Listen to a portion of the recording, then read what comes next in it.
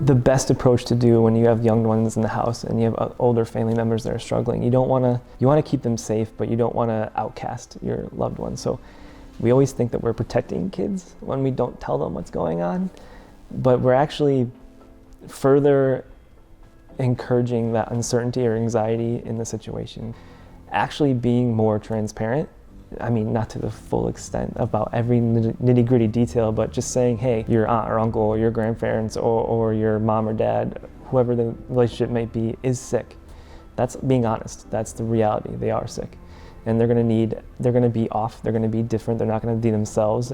So I'm gonna only have them around for a certain amount of time, and if they're around for that certain amount of time, they might be off.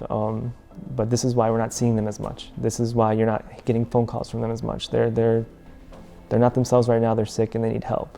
It's tough because I've been through that experience too, and they're like, well, why don't just go to the hospital or go to the doctor? It's gonna be one of those situations like, well, they're not ready yet. They don't get that they need to go yet. It's gonna take them some time to figure out how bad it is. Have the conversation with your kids before they come over that, hey, your uncle or your aunt or your grandfather or grandmother is sick, but they're around, and us being around them is gonna help eventually at some point.